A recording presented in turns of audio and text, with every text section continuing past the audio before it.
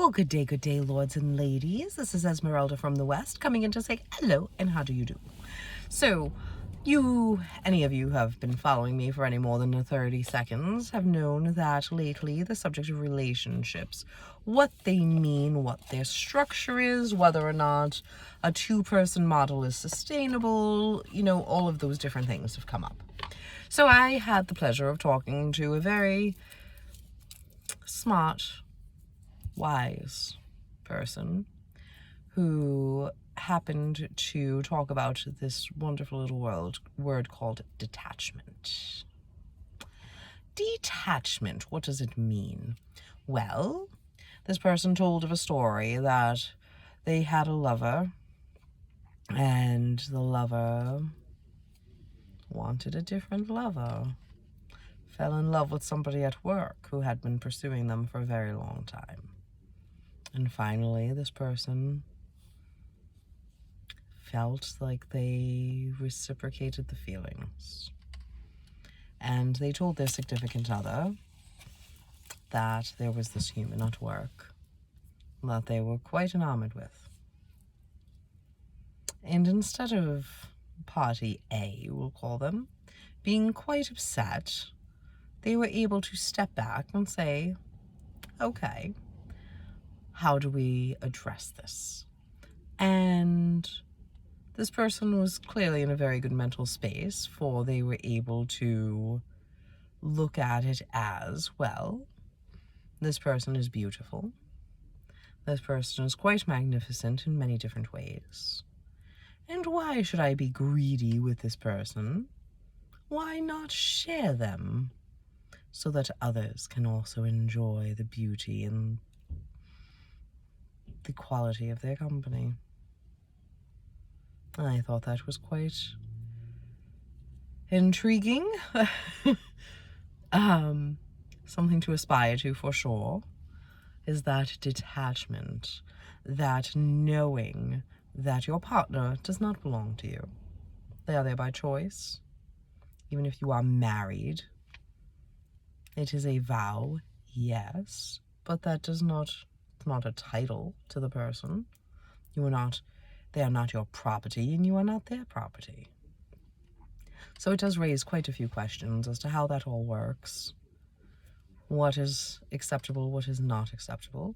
And certainly if that is something that you were looking to do in your own relationship, you would have to have conversations and say what is acceptable and what is not acceptable. For I guess it is possible that, we do fall in love with people at work. I recently had somebody say that, they have two work wives, for it is a gentleman who works with two ladies and they are partners in a business. And he said, I spend more time with them than I do with my own wife. So they are like my work wives and they hold me accountable and, they do wifely things. So I thought that was funny. And of course, it is not a sexual relationship. It is nothing like that. But we do spend more time with the people that we work with in our own family.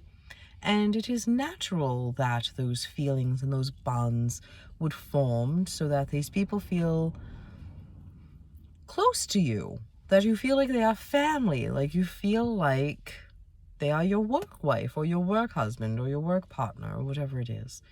And I know, looking back upon my own life, that I have had several people who have fit that role in my different careers over the years. And it is funny, for to this day, every time I look at Werther's Original Candies, I think of just one of those such people that I used to work with. And we always used to joke. He always used to give me candy, and we would laugh and say, oh yes, you're giving me candy. But we did have a glorious relationship, and to this day we are still friends, and I worked with him many years ago. But it is funny that in a society such as this, in a country that is so free, that we spend so much time at work. But I digress. The reason for this little coming about here was to talk about detachment and being detached from the outcome of certain things or of everything. For oftentimes when we are attached, we have expectations. We then almost limit ourselves and limit the universe as to what they can do and what kind of glorious things can manifest if we are so set and rigid in our ways. For clearly, the universe is much more expansive than we are. And there are things that the universe can conjure up that we would never even imagine. So I think it is time to take a step back. Let the universe do its thing. Let us just be open to it. Let us be open to the universe doing its thing. Let us be open to the glory and the beauty and the bounty that affords us and that showers down upon us.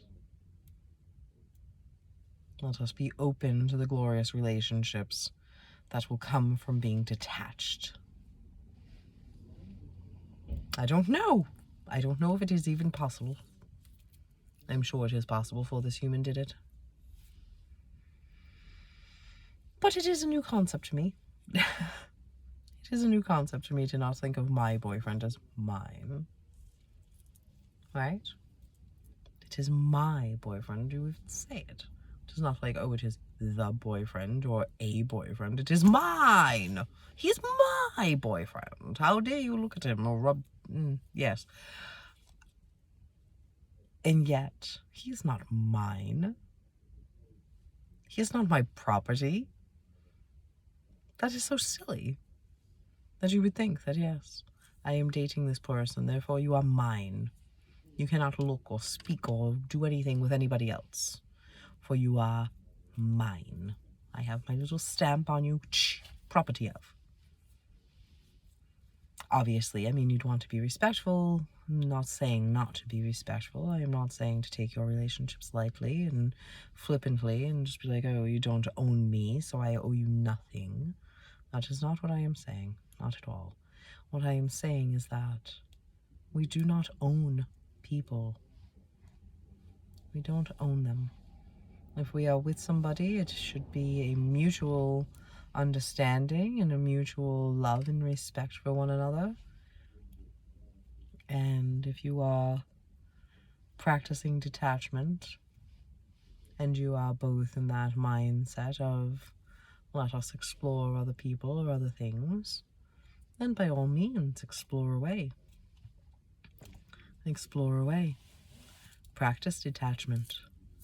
Practice looking at them and saying, damn, you look hot, have fun tonight, and meaning it.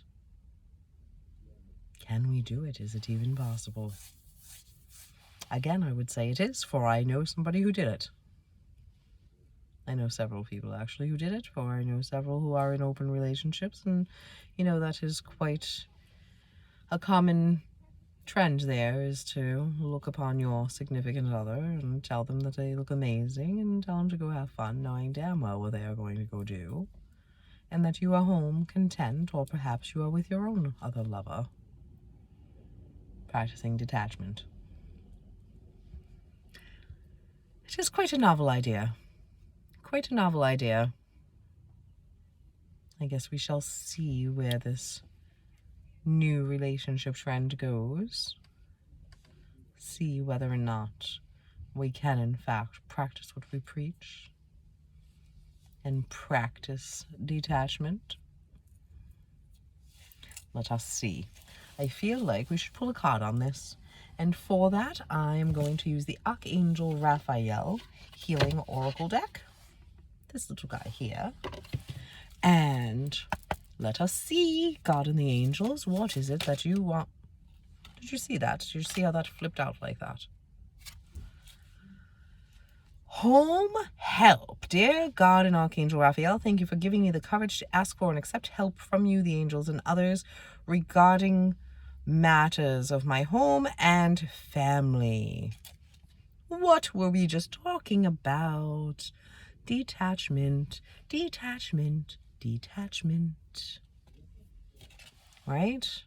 So here he is, riding in with his shield and his sword.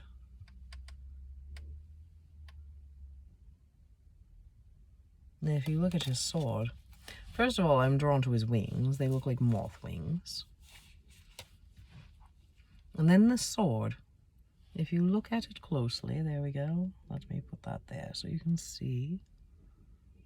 If you look at the sword, it almost looks like the symbol there for doctors. cannot think of what it is called right now. But it is 2 snakes, and you can see the wings up top, but it is quite reminiscent of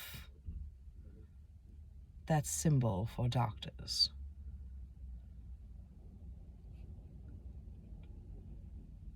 So help is on the way.